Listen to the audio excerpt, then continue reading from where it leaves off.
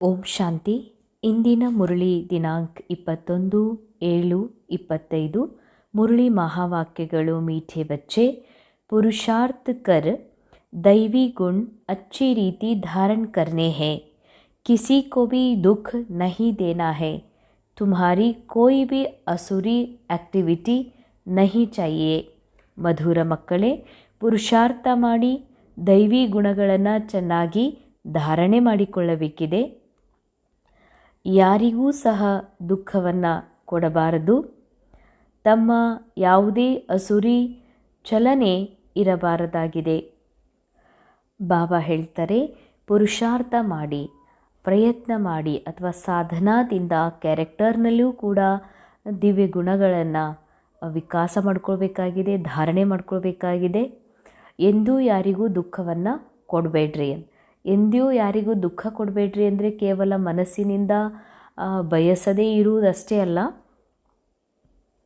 ಯಾವುದಾದ್ರೂ ಕ್ಯಾರೆಕ್ಟರ್ ಒಳಗೆ ದುಃಖದ ಪಾರ್ಟ್ ನಡೀತಾ ಇದೆ ಅಂತಂದರೆ, ಸ್ಕ್ರಿಪ್ಟೆಡ್ ಡ್ರಾಮಾದ ಮೂಲಕ ಯಾವುದು ರೋಲ್ ಸಿಕ್ಕಿದೆ ಆ ಆತ್ಮ ದುಃಖದ ರೋಲ್ ಪ್ಲೇ ಮಾಡ್ತಾ ಇದೆ. ಆದರೆ ಅಯ್ಯೋ ಇವ್ರಿಗಿಷ್ಟು ದುಃಖ ಇರಬಾರ್ದಾಗಿತ್ತು ಅಂತ ಅನ್ನೋದು ಕೂಡ ಏನು ದುಃಖ ಕೊಡುವುದಾಗಿದೆ. ಯಾಕೆಂದರೆ ಆತ್ಮ ಸುಖಿ ಇದೆ, ಮೂಲ ರೂಪದಲ್ಲಿ ಆತ್ಮ ಹ್ಯಾಪಿ ಇದೆ, ಮೂಲ ರೂಪದಲ್ಲಿ ಆತ್ಮ ಸಂತುಷ್ಟಿ ಇದೆ. ಆದರೆ ಆತ್ಮನಿಗೆ ಡ್ರಾಮಾನುಸಾರ ಕಲಿಯುಗದ ಸಮಯಾನುಸಾರ ದುಃಖಿಯಾಗಿ ಆ್ಯಕ್ಟಿಂಗ್ ಮಾಡುವಂತಹ ಪಾರ್ಟ್ ಸಿಕ್ಕಿರೋದ್ರಿಂದ ಪ್ರತಿಯೊಬ್ಬ ಆತ್ಮ ತಮ್ಮ ತಮ್ಮ ಸಿಕ್ಕಿರುವಂಥ ಪಾತ್ರವನ್ನು ಅಭಿನಯಿಸ್ತಿದ್ದಾರೆ. ಅದಕ್ಕಾಗಿ ಪಾತ್ರವನ್ನು ನೋಡದೆ ಮೂಲ ಆತ್ಮ ಸ್ವರೂಪದ ಆ ಸಂತುಷ್ಟತೆಯನ್ನು ನೋಡುವುದೇ ಸುಖ ಕೊಡುವುದಾಗಿದೆ.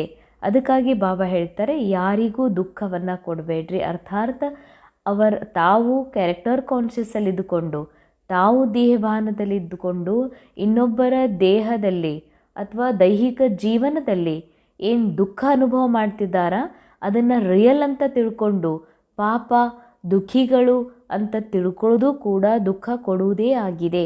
ಅದಕ್ಕಾಗಿ ಬಾಬಾ ಹೇಳ್ತಾರೆ, ಯಾರಿಗೂ ಯಾವುದೇ ರೀತಿಯ ದುಃಖವನ್ನು ಕೊಡಬೇಡ್ರಿ. ಮತ್ತು ಯಾವುದೇ ರೀತಿಯ ಕ್ಯಾರೆಕ್ಟರ್ ಒಳಗೆ ಅಸುರಿ ಚಲನೆ ಅಥವಾ ಅಸುರಿ ಒಂದು ಆ್ಯಕ್ಟಿವಿಟಿ ತಮ್ಮಿಂದ ಆಗಬಾರ್ದು ಅಂತಾರೆ. ಪ್ರಶ್ನೆ, ಕೌನ್ ಸೆ ಅಸುರಿ ಗುಣ ತುಮ್ಹಾರೆ ಶೃಂಗಾರ ಕೋ ಬಿಗಾಡ್ ದೇತೆ ಹೇ? ಯಾವ ಒಂದು ಅಸುರಿ ಗುಣವು ತಮ್ಮ ಎಲ್ಲ ಶೃಂಗಾರವನ್ನು ಕೆಡಿಸಿಬಿಡುತ್ತದೆ? ಬಾಬಾ ಹೇಳ್ತಾರೆ, आपस में लड़ना झगड़ना रूठना सेंटर पर धमचक्र मचाना दुख देना यह आसुरी गुण है जो तुम्हारे श्रृंगार को बिगाड़ देते हैं. ಬಾಬಾ ಹೇಳ್ತಾರೆ, ಪರಸ್ಪರ ಜಗಳ ಮಾಡೋದು, ಕದನ ಮಾಡೋದು ಅಥವಾ ಮುನಿಸ್ಕೊಳ್ಳೋದು, ಸೇವಾ ಕೇಂದ್ರದಲ್ಲಿ ಬೆದರಿಕೆಯನ್ನು ಹಾಕುವುದು ಅಥವಾ ಇನ್ನೊಬ್ಬರಿಗೆ ದುಃಖ ಕೊಡೋದು, ಇವೆಲ್ಲವೂ ಅಸುರಿ ಆ್ಯಕ್ಟಿವಿಟಿ ಆಗಿವೆ, ಅಸುರಿ ಅವಗುಣಗಳಾಗಿವೆ. ಇವೆಲ್ಲವೂ ತಮ್ಮ ಶೃಂಗಾರವನ್ನು ಅಥವಾ ತಮ್ಮ ಆತ್ಮಸ್ಥಿತಿಯನ್ನು ಕೆಳಗೆ ತೊಗೊಂಬಂದುಬಿಡ್ತವೆ. ಅದಕ್ಕಾಗಿ ಇಂಥ ಯಾವ ಕರ್ಮಗಳು ತಮ್ಮಿಂದ ಆಗಬಾರ್ದು. जो बच्चे बाबा का बनकर के भी इन असुरी गुणों का त्याग नहीं करते हैं, उल्टे कर्म करते हैं, उन्हें बहुत घाटा पड़ जाता है.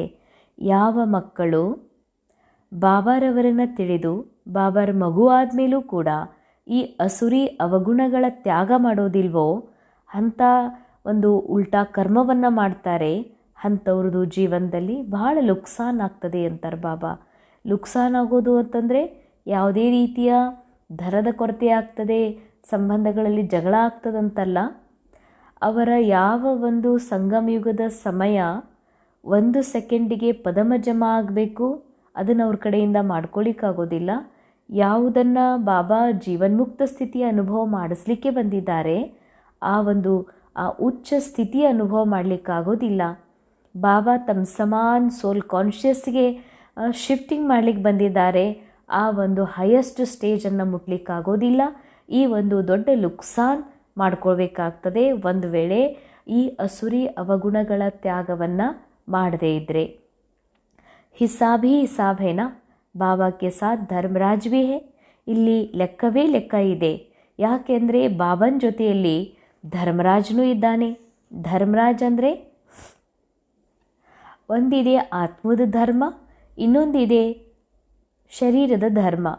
ನಾನೊಂದು ವೇಳೆ ಶರೀರದ ಧರ್ಮದಲ್ಲಿ ಸ್ಥಿತ ಆಗಿ, ಅರ್ಥಾತ್ ನಾನು ಒಬ್ಬ ಪತ್ನಿ ಇದ್ದೀನಿ, ನಾ ಒಬ್ಬ ಮಗಳಿದ್ದೀನಿ, ನಾ ಒಬ್ಬ ಮಗ ಇದ್ದೀನಿ, ಪತಿ ಇದ್ದೀನಿ, ಅಥವಾ ನಾನು ನೌಕರಸ್ತಿದ್ದೀನಿ ಅಂತ ತಿಳ್ಕೊಂಡು ನಾವು ಯಾವುದೇ ನಿಯಮಗಳ ಅಥವಾ ಜವಾಬ್ದಾರಿಗಳ ಪಾಲನೆ ಮಾಡ್ತೀವಿ, ಅದಾಗಿದೆ ದೇಹದ ಧರ್ಮ.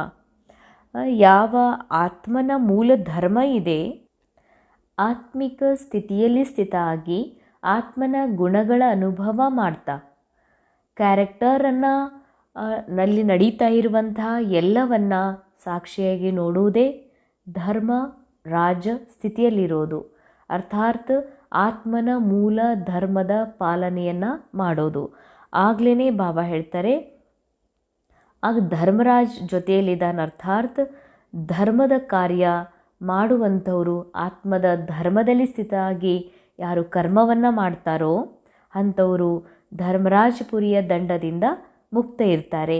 ಯಾರು ಕ್ಯಾರೆಕ್ಟರ್ನ ಕಾನ್ಷಿಯಸ್ಸಲ್ಲಿ ಬಂದು ಜಿದ್ ಮಾಡ್ತಾರೆ, ಮುನಿಸ್ಕೊಳ್ತಾರೆ ಅಥವಾ ಬೆದರಿಕೆ ಹಾಕ್ತಾರೆ, ಈ ಅಸುರಿ ಅವಗುಣಗಳ ಒಂದು ಆ್ಯಕ್ಟಿವಿಟಿಯಲ್ಲಿ ಬರ್ತಾರೆ, ದೇಹದ ಧರ್ಮದಲ್ಲಿದ್ದು ಇವೆಲ್ಲ ಕರ್ಮವನ್ನು ಮಾಡ್ತಾರೆ, ಅವರಿಗಾಗಿ ಲೆಕ್ಕನೇ ಲೆಕ್ಕ ಇದೆ, ಪ್ರತಿಯೊಂದಕ್ಕೂ ಲೆಕ್ಕಿದೆ. ಅರ್ಥಾತ್ ಧರ್ಮದ ರಾಜ ಅಥವಾ ಆತ್ಮಸ್ಥಿತಿಯಿಂದ ದೂರಾಗಿರುವ ಕಾರಣದಿಂದ ಬಹಳಷ್ಟು ದಂಡವನ್ನು ಭೋಗಿಸಬೇಕಾಗ್ತದೆ. ಇಂದಿನ ಮುರಳಿಯ ಗೀತೆಯಾಗಿದೆ ಭೋಲೆನಾಥ್ ಸೆ ನಿರಾಲ. ಓಂ ಶಾಂತಿ. रूहानी बच्चे यह तो जान चुके हैं कि ऊंचते ऊंच ಭಗವಾನ್ ಹೇ. ಮಧುರಾತಿ ಮಧುರ ಆತ್ಮೀಯ ಮಕ್ಕಳು, ಇದನ್ನು ತಿಳ್ಕೊಂಡಿದ್ದೀರಲ್ಲ, ಎಲ್ಲಕ್ಕಿಂತ ಶ್ರೇಷ್ಠಾತಿ ಶ್ರೇಷ್ಠ ಭಗವಂತನೇ ಇದ್ದಾರೆ ಅಂತ. ಮನುಷ್ಯ ಗಾತೆ ಹೇ और तुम देखते हो दिव्य दृष्टि से, तुम बुद्धि से भी जानते हो कि हमको वह पढ़ा रहे हैं. आत्मा ही पढ़ती है शरीर से. ಮನುಷ್ಯರು ಗಾಯನ ಮಾಡ್ತಾ ಇದ್ದಾರೆ ಪರಮಾತ್ಮನ ಮಹಿಮೆಗಳನ್ನು, ಗುಣಗಳನ್ನು, ಭಗವಂತನ ಕರ್ತವ್ಯಗಳ ಕುರಿತಾಗಿ ಅವರು ಮಹಿಮೆ ರೂಪದಲ್ಲಿ ಭಗವಂತನ ಸ್ಮರಣೆ ಮಾಡ್ತಾರೆ.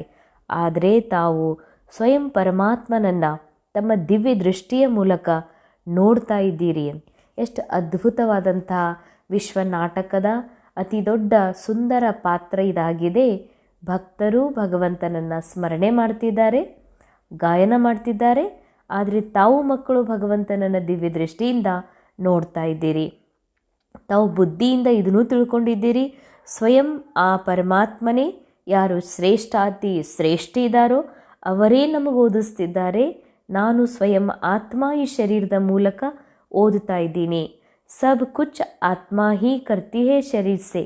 ಎಲ್ಲವನ್ನ ಮಾಡುವುದು ಆತ್ಮವೇ ಶರೀರದ ಮೂಲಕ. ಶರೀರ್ ವಿನಾಶಿ ಹೇ ಜಿಸ್ಕೋ ಆತ್ಮ ಧಾರಣ ಕರ್ ಪಾಠ ಬಜಾತಿ ಹೇ. ಈ ಶರೀರ ವಿನಾಶಿಯಾಗಿದೆ, ಟೆಂಪ್ರರಿ ಇದೆ, ಅದನ್ನು ಧಾರಣೆ ಮಾಡಿಕೊಂಡು ಆತ್ಮ ತನ್ನ ಪಾತ್ರವನ್ನು ನಿಭಾಯಿಸುತ್ತದೆ.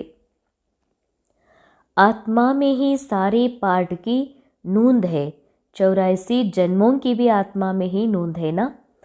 ಅಂಡರ್ಲೈನ್. ಬಾಬಾ ಹೇಳ್ತಾರೆ, ಯಾವಾಗ ಯಾವ ರೀತಿಯ ಪಾತ್ರ ಆ್ಯಕ್ಟಿಂಗ್ ನಮ್ಮಿಂದ ಆಗಬೇಕು ಅದು ಆತ್ಮನಲ್ಲಿ ಮೊದಲೇ ನೂಂದಿದೆ. ನಮ್ಮ 84 ಜನ್ಮಗಳು ಕೂಡ ಆತ್ಮನ ಮನಸ್ಸಿನಲ್ಲಿ ರೆಕಾರ್ಡ್ ನೂಂದಿದೆ. ಪೆಹಲೆ ಪೆಹಲೆ ತೋ ಅಪ್ನೆ ಕೋ ಆತ್ಮ ಸಮಜ್ನಾ. बाबा है सर्वशक्तिमान, उनसे तुम बच्चों को शक्ति मिलती है. ಬಾಬಾ ಹೇಳ್ತಾರೆ, ಶಿವ ಬಾಬಾ ಸರ್ವಶಕ್ತಿಮಾನ್ ಇದ್ದಾರೆ. ಆ ತಂದೆಯಿಂದ ಪರಮಾತ್ಮ ಸರ್ವಶಕ್ತಿಮಾನ್ನಿಂದ ತಾವೆಲ್ಲ ಆತ್ಮಾರೂಪಿ ಮಕ್ಕಳಿಗೆ ಅರ್ಥಾತ್ ಈ ಮನಸ್ಸಿಗೆ ಶಕ್ತಿ ಸಿಗ್ತಾ ಇದೆ. ಯೋಗ ಸೆ ಶಕ್ತಿ ಜಾಸ್ತಿ ಮಿಲ್ತಿ ಹೇ ಜಿಸ್ಸೆ ತುಮ್ ಪಾವನ್ ಬಂತೆ ಹೋ. ಯೋಗದಿಂದಲೇ ತಮಗೆ ಬಹಳಷ್ಟು ಶಕ್ತಿ ಸಿಗ್ತದೆ, ಅದರಿಂದ ತಾವು ಪಾವನರಾಗ್ತೀರಿ. बाबा तुमको शक्ति देते हैं विश्व पर राज्य करने की. इतनी महान शक्ति देते, वो साइंस घमंडे आदि इतना सब बनाते हैं विनाश के लिए. ಬಾಬಾ ನಮಗೆ ಇಷ್ಟೊಂದು ಶಕ್ತಿ ಕೊಡ್ತಿದ್ದಾರೆ.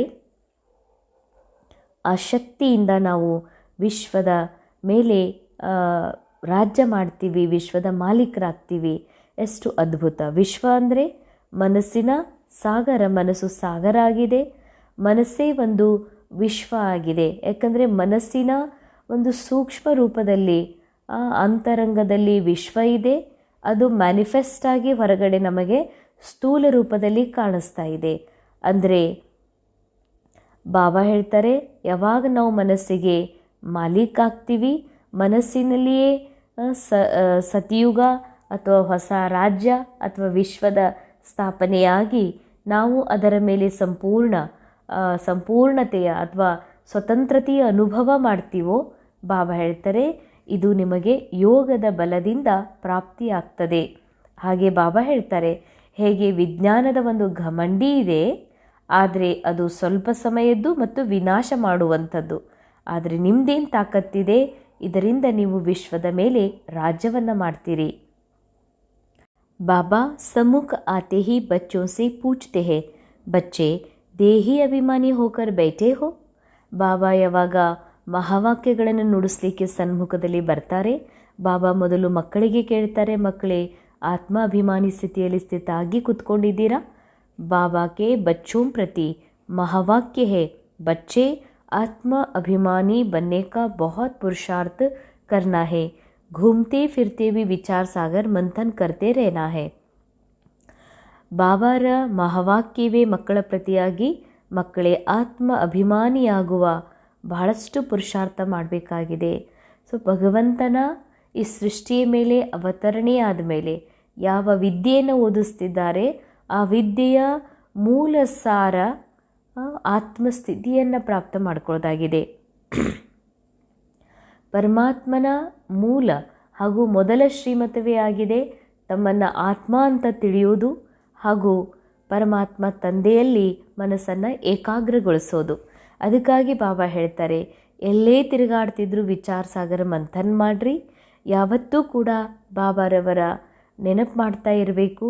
ಅದಕ್ಕಿಂತ ಮೊದಲು ತಮ್ಮನ್ನು ಆತ್ಮ ಎನ್ನುವ ಸ್ಥಿತಿಯಲ್ಲಿ ಈ ಮನಸ್ಸನ್ನು ಸ್ಥಿತ ಮಾಡಿರಿ. जो विश्व का मालिक बनने वाले बच्चे हैं, उनके ख्यालात बहुत ऊंचे और चलन बड़ी रॉयल होगी. ಅವರು ವಿಶ್ವದ ಮಾಲೀಕರಾಗುವಂತಹ ಮಕ್ಕಳಿದ್ದಾರೆ, ಅಂಥವರ ವಿಚಾರ ಬಹಳ ಶ್ರೇಷ್ಠ ಮತ್ತು ಚಲನೆಯು ಬಹಳ ರಾಯಲ್ ಆಗಿರ್ತದೆ. भोजन भी बहुत कम, जास्ती हबच नहीं होनी चाहिए. याद में रहने वाले का भोजन भी बहुत सूक्ष्म होगा. ಬಾಬಾ ಹೇಳ್ತಾರೆ, ಬಾಬಾ ಬಹಳ ಸೂಕ್ಷ್ಮವಾದ ಇಶಾರೆಯನ್ನು ಕೊಡ್ತಾ ಇದ್ದಾರೆ.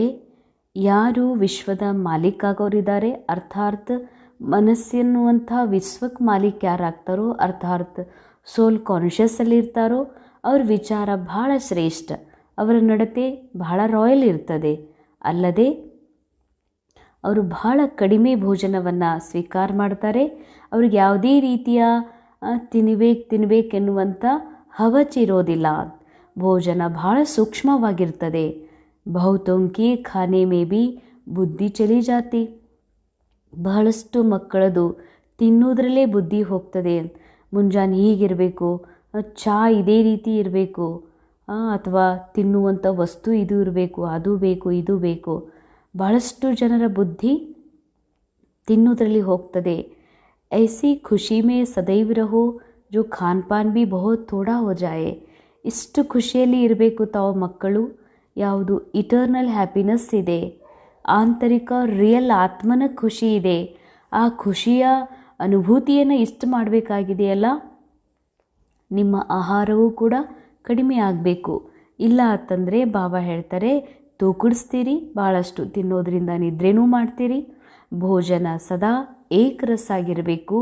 ಹೀಗಲ್ಲ, ऐसा नहीं कि अच्छा भोजन है तो बहुत खाना चाहिए. ಹೀಗಲ್ಲ, ಬಾಬಾ ಹೇಳ್ತಾರೆ ಭೋಜನ ಚೆನ್ನಾಗಿತ್ತು ಅಂದರೆ ಚೆನ್ನಾಗಿ ಹೆಚ್ಚಿಗೆ ಬಡಿಸ್ಕೊಂಡು ಊಟ ಮಾಡೋದು. ಭೋಜನ ಸ್ವಲ್ಪ ಟೇಸ್ಟಿ ಇರಲಿಲ್ಲ ಅಂತಂದರೆ ಸ್ವಲ್ಪ ಬಡಿಸ್ಕೊಂಡು ಸ್ವಲ್ಪ ತಿಂದು ಮುಗಿಸಿಬಿಡೋದು. ಅದರ ಬದಲಾಗಿ ಬೇರೆ ಏನು ಚೆನ್ನಾಗಿರ್ತದ ಅದನ್ನು ತಿನ್ನೋದು. ಬಾಬಾ ಹೇಳ್ತಾರೆ ಹಸಿವಾಗಿ ಭೋಜನಕ್ಕೆ ನಾವು ಕುತ್ಕೊಂಡಿದ್ದೀವಂದ್ರೆ ಅದು ಟೇಸ್ಟ್ ಇರಲಿ ಟೇಸ್ಟ್ಲೆಸ್ ಇರಲಿ, ಅದನ್ನು ಹೊಟ್ಟೆ ತುಂಬುವಷ್ಟು ತಿನ್ನುವಂಥ ಅಭ್ಯಾಸ ಹಾಕ್ಕೊಳ್ಬೇಕು. ಯಾಕಂದರೆ ಶರೀರಕ್ಕೆ ಪೋಷಕಾಂಶಗಳ ಅವಶ್ಯಕತೆ ಇದೆ, ಅದನ್ನು ತುಂಬಬೇಕೇ ಹೊರತಾಗಿ ಮನಸ್ಸಿನ ಯಾವ ಇಚ್ಛಾ ಇದೆ ಇದನ್ನು ಇದೇ ರೀತಿ ತಿನ್ನಬೇಕು, ಹೀಗೆ ತಿನ್ನಬೇಕು, ಇಂಥದ್ದನ್ನು ತಿನ್ನಬೇಕನ್ನುವಂಥದ್ದು ಎಂದಿಗೂ ಇರಬಾರ್ದು ಅಂತಾರೆ ಬಾಬಾ. ಇದು ತಮ್ಮ ಪುರುಷಾರ್ಥದಲ್ಲಿ ಬಹಳಷ್ಟು ಹಾನಿ ಮಾಡುವಂಥದ್ದು. ಅದಕ್ಕಾಗಿ ಭೋಜನ ಯಾವಾಗಲೂ ಏಕರಸ ಇರಬೇಕು. ಏಕರಸ ಭೋಜನ ಅಂದರೆ ಯಾವಾಗಲೂ ಒಂದೇ ರೀತಿಯಾದದ್ದು ತಿನ್ನುವಂಥದ್ದಂತಲ್ಲ. ತಿನ್ನುವಂಥ ಮನೋಸ್ಥಿತಿ ಏನಿದೆಯಲ್ಲ, ಅದು ಕಟಿ ರೊಟ್ಟಿ ಇದ್ದರೂ, ಬಿಸಿ ರೊಟ್ಟಿ ಇದ್ರೂ, ಅಥವಾ ಯಾವುದೇ ರೀತಿಯ ಭೋಜನ ಇದ್ರೂ ಕೂಡ ಅದನ್ನು ಬಹಳ ಪ್ರೇಮದಿಂದ ಬಾಬಾ ನೆನಪಲ್ಲಿ ಸ್ವೀಕರಿಸುವಂತಹ ಅಭ್ಯಾಸ ಇರಬೇಕು ಅಂತಾರೆ ಬಾಬಾ. ಧಾರಣೆಗಾಗಿ ಮುಖ್ಯ ಸಾರ್. ಮೊದಲನೇದು, ಹಮ್ ದುಃಖ ಹರ್ತಾ ಸುಖ ಕರ್ತಾ ಬಾಬಾ ಕೆ ಬಚ್ಚೆ ಹೇ, ಹಮೆ ಕಿಸಿ ಕೋ ದುಃಖ ನಹಿ ದೇನಾ ಹೇ. ನಾವು ದುಃಖ ಹರ್ತಾ ಸುಖಕರ್ತ ತಂದೆಯ ಮಕ್ಕಳಾಗಿದ್ದೇವಂದಮೇಲೆ ಎಂದಿಗೂ ಕೂಡ ಯಾರಿಗೂ ದುಃಖವನ್ನು ಕೊಡಬಾರ್ದು. ದಿಸ್ ಸರ್ವಿಸ್ ಕರ್ ಅಪ್ನೆ ಆಪ್ಕೋ ಶಾಪಿತ್ ನಹಿ ಕರ್ನಾ ಹೈ. ಬಾಬಾ ಹೇಳ್ತಾರೆ, ಬಾಬನ್ ಸೇವೆಯ ಭಂಗ ಆಗುವಂತಹ ಕಾರ್ಯಗಳನ್ನು ಮಾಡಿ ತಮಗೆ ತಾವು ಶಾಪಿತರನ್ನಾಗಿ ಮಾಡಿಕೊಳ್ಬೇಡ್ರಿ. ಶಾಪಿತ್ ಮಾಡ್ಕೊಳ್ಳೋದು ಅಂದರೆ ತನ್ನ ಆತ್ಮ ಸ್ವರೂಪದಿಂದ ಸ್ವಯಂ ತಾನು ದೂರ ಆಗೋದು. ಈ ಮನಸ್ಸು ಆತ್ಮನ ಸತ್ಯತೆಯಿಂದ ದೂರ ಆಗಿ ಮಾಯೆಯ ಅಸತ್ಯವನ್ನೇ ಸತ್ಯದ ಅನುಭವ ಮಾಡ್ತಾ ದೇಹಭಾನದಲ್ಲಿ ಮುಳುಗೋದು, ದುಃಖದ ಅನುಭವ ಮಾಡೋದೇ ತನ್ನನ್ನು ತಾನು ಶಾಪಿತ ಮಾಡ್ಕೊಳ್ಳೋದಾಗಿದೆ. ಸೆಕೆಂಡ್ ಪಾಯಿಂಟ್, ಅಪ್ನೇ ಖ್ಯಾಲಾತ್ ಬಡೆ ಊಂಚೆ और ರಾಯಲ್ ರಖನೆ ಹೇ. ತಮ್ಮ ವಿಚಾರಗಳನ್ನು ಬಹಳ ಶ್ರೇಷ್ಠ ಹಾಗೂ ರಾಯಲ್ ಮಾಡಿಕೊಳ್ಳಬೇಕಿದೆ. ದಯಾ ಹೃದಯಿಯಾಗಿ ಸರ್ವಿಸ್ ಪರ್ तत्पर रहना है. खाने पीने की हवच लालच को छोड़ देना है. ದಯಾ ಹೃದಯಿ. ದಯಾ ಹೃದಯಿ ಅಂತಂದರೆ ಇನ್ನೊಬ್ಬರ ಮೇಲೆ ದಯಾ ಪಟ್ಕೊಳ್ಳೋದಲ್ಲ. ಆ್ಯಕ್ಚುಲಿ ಈ ಮನಸ್ಸು ಆತ್ಮನಿಂದ ಏನು ದೂರ ಆಗಿದೆ, ಮಾಯೆ ಜೊತೆಗೆ ಫ್ರೆಂಡ್ಶಿಪ್ ಮಾಡಿದೆ, ಮಾಯೆಯ ಅಸತ್ಯವನ್ನೇ ಸತ್ಯ ಅಂತ ಅನುಭವ ಮಾಡ್ತಾ ದುಃಖದ ಅನುಭವ ಮಾಡ್ತಾ ಇದೆ. ಅದಕ್ಕಾಗಿ ಬಾಬಾ ಹೇಳ್ತಾರೆ, ನಿಮ್ಮ ಮೇಲೆ ದಯಾ ಮಾಡಿಕೊಡ್ರಿ. ಸೇವೆಯಲ್ಲಿ ಸದಾ ತತ್ಪರಾಗಿರಿ. ಸೇವಾ ಏನು ಮಾಡಬೇಕಾಗಿದೆ? ಈ ಮನಸ್ಸು ಏನು ಅಲ್ದಾಡ್ತಾ ಇದೆ, ಈ ಮನಸ್ಸು ಈ ನಾಟಕದಲ್ಲಿ ನಡೆಯುವ ಪ್ರತಿ ಘಟನೆ ಮಾತುಗಳನ್ನು ಸತ್ಯ ಅಂತ ತಿಳ್ಕೊಂಡಿದೆ.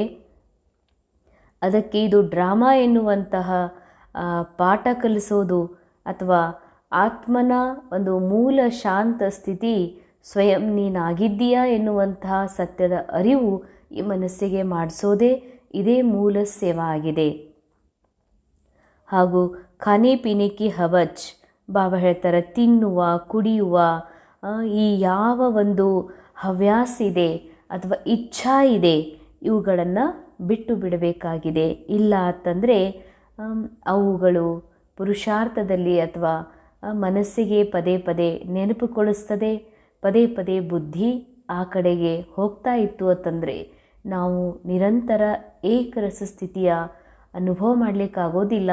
ಹಾಗೂ ಯಾವ ಸತ್ಯ ರಸವನ್ನು ಭಗವಂತನ ಜೊತೆಗೆ ಅನುಭವ ಮಾಡಬೇಕಾಗಿದೆ ಅದನ್ನು ಮಾಡಲಿಕ್ಕಾಗೋದಿಲ್ಲ. ಅದಕ್ಕಾಗಿ ಬಾಬಾ ಹೇಳ್ತಾರೆ, ತಿನ್ನುವ ಉಣ್ಣುವ ಇಚ್ಛೆ ಆಸೆಗಳಿರಬಾರ್ದು ಅಂತ.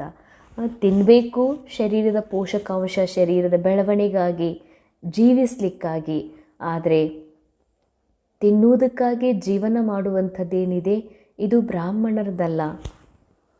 ವರದಾನ್, ऑनेस्ट बन, स्वयं को बाबा के आगे स्पष्ट करने वाले चढ़ती कला के अनुभवी भव. ಆನೆಸ್ಟ್ ಆಗಿ ಸ್ವಯಂವನ್ನು ತಂದೆಯ ಸನ್ಮುಖದಲ್ಲಿ ಸ್ಪಷ್ಟವಾಗಿಟ್ಕೊಳ್ಳುವಂತಹ ಏರುವ ಕಲೆಯ ಅನುಭವಿಗಳು ಆಗಿರಿ. ಮುರಳಿಯ ವರದಾನ ಭಾಳ ಗುಹ್ಯ, ಭಾಳ ಸೂಕ್ಷ್ಮ ಇದೆ. ಅದನ್ನು ತಿಳ್ಕೊಳ್ಳೋಣ. ಸ್ವಯಂ ಕೋ ಜೋ ಹೇ ಜೈಸೆ ಹೇ वैसे ही बाबा के आगे प्रत्यक्ष करना, यही सबसे बड़े से बड़ा चढ़ती कला का साधन है. ಸ್ವಯಂವನ್ನು ತಾವು ಯಾರಿದ್ದೀರಿ, ಹೇಗಿದ್ದೀರಿ ಅದೇ ರೂಪದಲ್ಲಿ ತಂದೆ ಎದುರುಗಡೆ ತಮ್ಮನ್ನು ಪ್ರತ್ಯಕ್ಷ ಮಾಡಿಕೊಳ್ಳುವುದೇ ಇದೇ ಅತಿ ದೊಡ್ಡದಾದಂತಹ ಏರುವ ಕಲೆಯ ಸಾಧನವಾಗಿದೆ. बुद्धि पर जो अनेक प्रकार के बोझ है उन्हें समाप्त करने की यही सहज युक्ति है. ಬುದ್ಧಿಯ ಮೇಲೆ ಯಾವ ಅನೇಕ ಪ್ರಕಾರದ ಹೊರೆಗಳಿವೆ ಅವುಗಳನ್ನು ಸಮಾಪ್ತ ಮಾಡುವ ಇದೊಂದೇ ಸಹಜ ಯುಕ್ತಿಯಾಗಿದೆ. ऑनेस्ट बन स्वयं को बाबा के आगे स्पष्ट करना अर्थात पुरुषार्थ का मार्ग स्पष्ट बनाना. ಪ್ರಾಮಾಣಿಕರಾಗಿ ಸ್ವಯಂವನ್ನು ತಂದೆಯ ಎದುರಿನಲ್ಲಿ ಸ್ಪಷ್ಟವಾಗಿಟ್ಕೊಳ್ಳೋದು ಅರ್ಥಾತ್ ಪುರುಷಾರ್ಥದ ಮಾರ್ಗದಲ್ಲಿ ಮಾರ್ಗವನ್ನು ಸ್ಪಷ್ಟ ಮಾಡಿಕೊಳ್ಳೋದು. ಅಂದರೆ ಏನರ್ಥ? ಕ್ಯಾರೆಕ್ಟರ್ನ ವಿಷಯದಲ್ಲಿ ಈಗ ಆತ್ಮ ಅನಾದಿ ರೂಪದಲ್ಲಿ ಅವಿನಾಶಿ ರೂಪದಲ್ಲಿ ಅದು ಸದಾ ಇದೆ. ಆತ್ಮನ ಸತೋಗುಣಿ ಅಸ್ತಿತ್ವ ಸದಾ ಇದೆ. ಅದರಲ್ಲಿ ಯಾವ ಯುಗದಲ್ಲಿ ಯಾವುದೇ ರೀತಿಯ ಪಾತ್ರ ಮಾಡಿದರೂ ಕೂಡ ಆತ್ಮದ ಮೂಲ ಅಸ್ತಿತ್ವ ಬದಲಾಗಲಿಕ್ಕೆ ಸಾಧ್ಯ ಇಲ್ಲ. ಹಾಗಾದರೆ ಬದಲಾಗೋದು ಯಾವುದು? ನಮ್ಮ ಕ್ಯಾರೆಕ್ಟರ್. ಸತ್ಯಯುಗದ ಕ್ಯಾರೆಕ್ಟರ್, ದ್ವಾಪರ ಯುಗದ ಕ್ಯಾರೆಕ್ಟರ್, ಕಲಿಯುಗದ ಕ್ಯಾರೆಕ್ಟರ್ ಹೀಗೆ ಬದಲಾಗ್ತಾ ಹೋಗ್ತಾ ಇದೆ ಸಮಯಾನುಸಾರ. ಆದರೆ ಇವತ್ತು ವರ್ತಮಾನ ಕಲಿಯುಗದ ಕ್ಯಾರೆಕ್ಟರ್ ಒಳಗೆ ಅನೇಕ ರೀತಿಯ ವಿಕಾರದ ಅಂಶಗಳಿವೆ, ಅವಗುಣಗಳಿವೆ, ಅನೇಕ ರೀತಿಯ ವ್ಯರ್ಥ ವಿಚಾರ ನಡೀತಾ ಇದೆ. ಆದರೆ ಬಾಬಾ ಹೇಳ್ತಾರೆ, ನಿನಗೇನು ಕ್ಯಾರೆಕ್ಟರ್ ಸಿಕ್ಕಿದೆ, ನಿನ್ನ ಕ್ಯಾರೆಕ್ಟರ್ ಒಳಗೆ ಏನೆಲ್ಲ ನಡೀತಾ ಇದೆ ಅದನ್ನು ಅದೇ ರೂಪದಲ್ಲಿ ಬಾಬಾಗೆ ಅರ್ಪಿತ ಆಗು. ಹೀಗಲ್ಲ ಬಾಬಾ, ನಾನು ನಿನಗೆ ಭಾಳ ಪ್ರೀತಿ ಮಾಡ್ತೀನಿ ರೀ ಬಾಬಾ ಅಂತ ಹೇಳ್ತಿದ್ದೀನಿ. ಆದರೆ ಬಾಬನ ಮೇಲೆ ಪ್ರೀತಿ ಮಾಡೋದು ಅಂತಂದರೆ ನಿರಂತರ ಆತ್ಮ ಸ್ವರೂಪದಲ್ಲಿ ಸ್ಥಿತ ಆಗೋದು, ಸರ್ವರನ್ನು ಆತ್ಮಿಕ ರೂಪದಲ್ಲಿ ಅನುಭವ ಮಾಡೋದು, ನೋಡುವುದು. ಒಂದು ವೇಳೆ ನನಗೆ ಅನೇಕರೊಳಗಿನ ಅವಗುಣಗಳು ಕಾಣಿಸ್ತದ, ಆದರೆ ನಾನು ಬಾಬನ ಮುಂದೆ ಆದ ವಿಷಯವನ್ನು ಸ್ಪಷ್ಟಪಡಿಸೋದಿಲ್ಲ, ಬಾಬನಿಗೆ ಅರ್ಪಣೆ ಮಾಡೋದಿಲ್ಲ.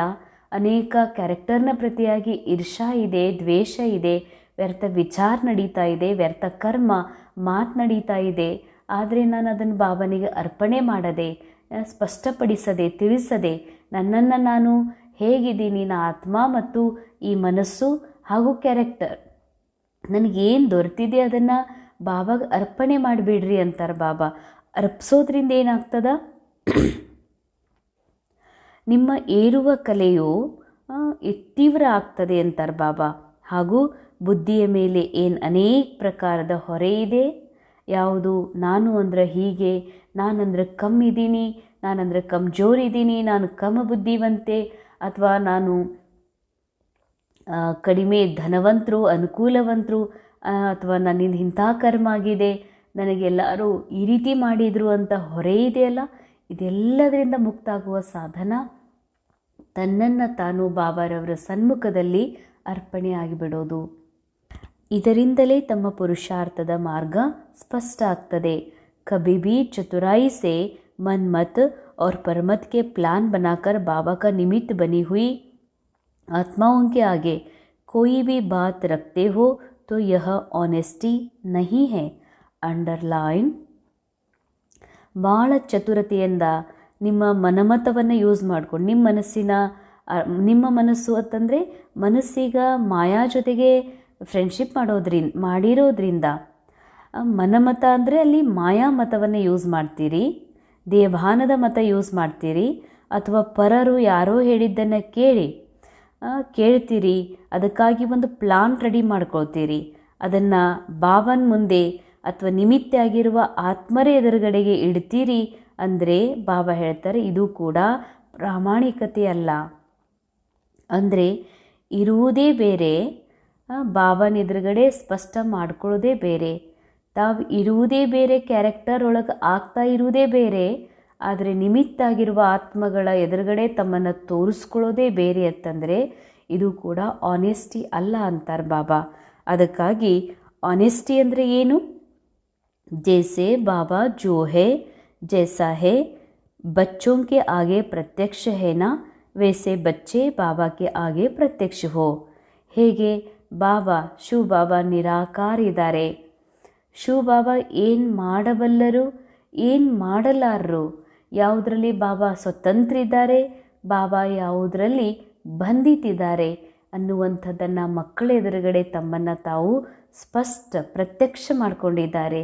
ಅದೇ ರೀತಿ ಮಕ್ಕಳು ಕೂಡ ತಮ್ಮ ಕ್ಯಾರೆಕ್ಟರ್ ಹಾಗೂ ಮನಸ್ಸಿನಲ್ಲಿ ನಡೆಯುವ ವಿಷಯವನ್ನು ತಂದೆಯ ಎದುರುಗಡೆ ಇಡುವುದೇ, ಅರ್ಪಣೆ ಮಾಡುವುದೇ ಬಾಬಾ ಹೇಳ್ತಾರೆ ಇದು ನಿಜವಾದಂತಹ ಆನೆಸ್ಟಿ ಆಗಿದೆ, ಏರುವ ಕಲೆಯ ಸಾಧನವಾಗಿದೆ ಅಂತಾರೆ ಬಾಬಾ. ಸ್ಲೋಗನ್ ಸಚ್ಚಾ ತಪಸ್ವಿ ವಹ ಹೈ ಜೋ ಸದಾ ಸರ್ವಸ್ವ ತ್ಯಾಗ ಕಿ ಪೊಸಿಷನ್ ಮೇ ರೇತಾ ಹೈ. ಸತ್ಯ ತಪಸ್ವಿ ಅವರಾಗಿದ್ದಾರೆ ಯಾರು ಸದಾ ಸರ್ವಸ್ವ ತ್ಯಾಗದ ಪೊಸಿಷನ್ನಲ್ಲಿರ್ತಾರೆ. ಸರ್ವಸ್ವ ತ್ಯಾಗ ಅಂದರೆ ಕೇವಲ ನಾನು ನಿರಾಕಾರ ಬಾಪ್ ಸಮಾನ ಆತ್ಮ ಇದ್ದೀನಿ, ಬಾಕಿ ಏನೆಲ್ಲ ಇದೆ ಶರೀರದ ಏನು ವಿಶೇಷತೆಗಳು ಅಥವಾ ಗುಣ ಅವಗುಣಗಳು, ಶರೀರದ ಪ್ರಾಪರ್ಟಿ ಸಂಬಂಧ ಏನೆಲ್ಲ ಪೊಸಿಷನ್ ಸಿಕ್ಕಿದೆ, ಇದು ಕೇವಲ ಡ್ರಾಮಾ ಕೊಟ್ಟಿರುವಂಥದ್ದು ಅಲ್ಪಕಾಲಕ್ಕೆ. ಇದು ಡ್ರಾಮದ್ದೇ ಆಗಿದೆ, ಇದು ಡ್ರಾಮಾದ ಮಾಲೀಕಂದಾಗಿದೆ ಎನ್ನುವ ತ್ಯಾಗದ ಭಾವನೆಯಲ್ಲಿ ಇರುವುದೇ ನಿಜವಾದ ಸತ್ಯ ತಪಸ್ವಿಯಾಗೋದು ಅಂತಾರೆ ಬಾಬಾ. ಅವ್ಯಕ್ತ ಇಶಾರೆ ಸಂಕಲ್ಪದ ಶಕ್ತಿ ಜಮಾ ಮಾಡಿಕೊಂಡು ಶ್ರೇಷ್ಠ ಸೇವೆಗೆ ನಿಮಿತ್ತರಾಗ್ರಿ. ವರ್ತಮಾನ್ ಭವಿಷ್ಯ ಕಾ ದರ್ಪಣ್ ಹೇ. ಇವತ್ತು ವರ್ತಮಾನದಲ್ಲಿ ಏನು ಕಾಣ್ತಾ ಇದೆ ಅಥವಾ ಏನು ನಮ್ಮ ಮೂಲಕ ನಡೀತಾ ಇದೆ ಆಗ್ತಿದೆ, ಇದು ಭವಿಷ್ಯದ ದರ್ಪಣ ಅಂತಾರೆ ಬಾಬಾ. ವರ್ತಮಾನ್ ಕಿ ಸ್ಟೇಜ್ ಅರ್ಥಾತ್ ದರ್ಪಣ ದ್ವಾರ ಅಪನಾ ಭವಿಷ್ಯ ಸ್ಪಷ್ಟ ದೇಖ್ ಸಕ್ತೆ ಹೋ. ವರ್ತಮಾನದ ತಮ್ಮ ಏನು ಕಾನ್ಷಿಯಸ್ನ ಲೆವೆಲ್ ಇದೆ, ಆತ್ಮಸ್ಥಿತಿ ಇದೆ, ಅರ್ಥಾತ್ ತಮ್ಮ ಒಂದು ಬುದ್ಧಿಯ ದರ್ಪಣ ಬಾಬಾ ಕೊಟ್ಟಿದ್ದಾರೆ. ಅದರೊಳಗೆ ನಾನು ಭವಿಷ್ಯದಲ್ಲಿ ಏನಾಗಬಲ್ಲೆ ಎನ್ನುವಂಥದ್ದನ್ನು ನೋಡ್ಕೋಬೋದು. ಭವಿಷ್ಯ राज्य अधिकारी बनने के लिए चेक करो कि वर्तमान मेरे में रूलिंग पावर कहाँ तक है. ಭವಿಷ್ಯದಲ್ಲಿ ನಾ ರಾಜ ಆಗಬೇಕು ಸತ್ಯುಗದಲ್ಲಿ ಅಂದರೆ ವರ್ತಮಾನದಲ್ಲಿ ಮನಬುದ್ಧಿಯ ಮೇಲೆ ರೂಲಿಂಗ್ ಮಾಡುವಂಥ ಪವರ್ ಎಷ್ಟಿದೆ ಅನ್ನೋದನ್ನು ನೋಡಿಕೊಡ್ರಿ. ಪೆಹಲೆ ಸೂಕ್ಷ್ಮ ಶಕ್ತಿಯ ಜೋ ವಿಶೇಷ ಕಾರ್ಯಕರ್ತ ಹೇ. ಮೊದಲು ತಮ್ಮ ಸೂಕ್ಷ್ಮ ಶಕ್ತಿಗಳು ಯಾವ ವಿಶೇಷ ಕಾರ್ಯಕರ್ತರಾಗಿದ್ದಾರೆ. ಸಂಕಲ್ಪ ಶಕ್ತಿ ಕೆ ऊपर बुद्धि के ऊपर पूरा अधिकार हो तब अपना भविष्य उज्जवल बना सकेंगे. ಅಂಡರ್ಲೈನ್ ಯಾವುದು ವಿಶೇಷ ಸೂಕ್ಷ್ಮ ಶಕ್ತಿ ಕಾರ್ಯಕರ್ತರಿದ್ದಾರೆ, ಸಂಕಲ್ಪ ಶಕ್ತಿಯ ಮೇಲೆ ಹಾಗೂ ಬುದ್ಧಿಯ ಮೇಲೆ ಯಾವಾಗ ಪೂರ್ಣ ಅಧಿಕಾರವನ್ನು ನೀವು ಪಡಿತೀರೋ ಆಗ ಭವಿಷ್ಯ ನಿಮ್ಮದು ಉಜ್ವಲ ಆಗಲಿಕ್ಕೆ ಶ್ರೇಷ್ಠ ಆಗಲಿಕ್ಕೆ ಸಾಧ್ಯ ಇದೆ. ಓಂ ಶಾಂತಿ.